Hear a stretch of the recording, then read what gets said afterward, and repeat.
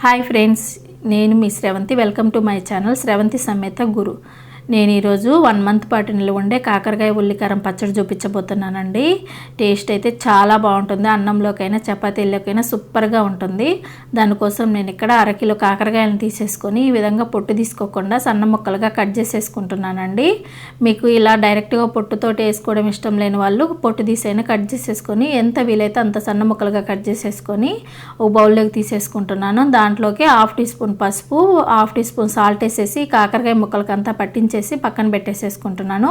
ఇప్పుడు ఒక బౌల్ తీసేసుకొని నేను ఇక్కడ చింతపండు తీసుకుంటున్నానండి. పెద్ద నిమ్మకాయ సైజు కంటే ఇంకా కొంచెం ఎక్కువ చింతపండు పడుతుందండి. దీనికి వీడియోలో చూపించిన విధంగా నాకు గుప్పెడితోటే అంత చింతపండు పట్టిందండి. వాటర్ పోసి నానబెట్టేసేసుకున్నాను. ఇప్పుడు ఉల్లికారం కోసం 6 ఆనియన్స్ తీసుకున్నాను. చిన్నవి కాబట్టి 6 తీసుకున్నానండి. పెద్దవి అయితే 4 తీసుకుంటే సరిపోతుంది. స్పైసీనెస్కి తగ్గట్టుగా ఎండుమిర్చి తీసుకోండి. నాకైతే ఇక్కడ 12 ఎండుమిర్చి పట్టాయండి.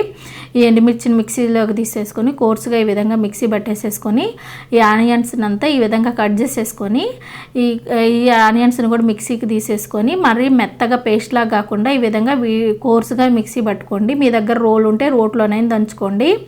ఇప్పుడు మనం ముందుగా పసుపు కలిపి పెట్టేసేసుకున్న కాకరకాయ ముక్కలను తీసేసుకొని నీట్గా వాష్ చేసేసుకొని పక్క తీసేసుకుందామండి. ఇలా చేసుకోవడం వల్ల కాకరకాయలోని చేదంతా పోతుందండి. ఇది అందరికీ తెలిసిన విషయమే, కాకపోతే తెలియని వాళ్ళ కోసం చెప్తున్నానండి. ఇప్పుడు స్టవ్ పైన కడాయి పెట్టేసేసుకొని ఆయిల్ అనేది తీసుకోవాలి. దీనికి కొంచెం ఆయిల్ ఎక్కువ పడుతుందండి, ఎందుకంటే మనకు 1 మంత్ పైన స్టోర్ ఉంటుంది కదండి, అందుకోసం ఆయిల్ అనేది ఎక్కువ పడుతుంది. ఈ కాకరకాయ ముక్కలంతా వేసేసుకొని కలుపుకుంటూ మంచి గోల్డెన్ కలర్లోకి వచ్చేంత వరకు ఫ్రై చేసేసుకొని పక్క తీసేసుకోవాలండి. వీడియోలో చూపించిన విధంగా ఫ్రై చేసుకొని పక్క తీసేసుకుందాము.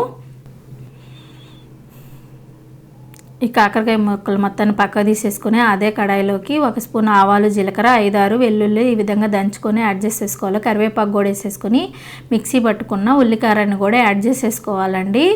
మీకు ఇక్కడ ఆయిల్ తక్కువ అనిపిస్తే కొంచెం ఆయిల్ అనేది యాడ్ చేసేసుకోండి. ఈ విధంగా మిక్సీ పట్టుకున్న ఉల్లికారాన్ని కూడా వేసేసుకున్న తర్వాత అందులోకి 1/2 టీ స్పూన్ పసుపు, 1 స్పూన్ సాల్ట్ కూడా వేసేసుకొని ఒక 5 నిమిషాల పాటు పచ్చివాసన పోయేంత వరకు ఫ్రై అయిన తర్వాత మనం ముందుగా ఫ్రై చేసి పెట్టేసుకున్న కాకరకాయ ముక్కలను కూడా వేసేసుకొని అంతా మిక్స్ చేసుకోవాలి.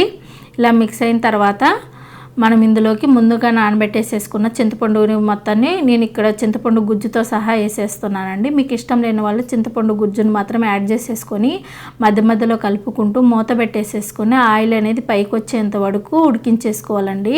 నేను ఇక్కడ సాల్ట్ అనేది చెక్ చేసుకున్నాను, నాకు తక్కువ పడింది, అందుకోసం మళ్ళీ సాల్ట్ యాడ్ చేసేసుకొని మిక్స్ చేసేసుకొని మూత పెట్టి ఉడికించేసుకుంటున్నాను. ఇప్పుడు ఈలోపు మనం అది ఉడికేలోపు వేరే కడాయిలోకి 2 స్పూన్ల ఆవాలు తీసేసుకొని 1 స్పూన్ మెంతులు కూడా వేసేసుకొని ఈ మెంతులు ఆవాలన్నింటినీ చక్కగా ఫ్రై చేసేసుకోవాలండి.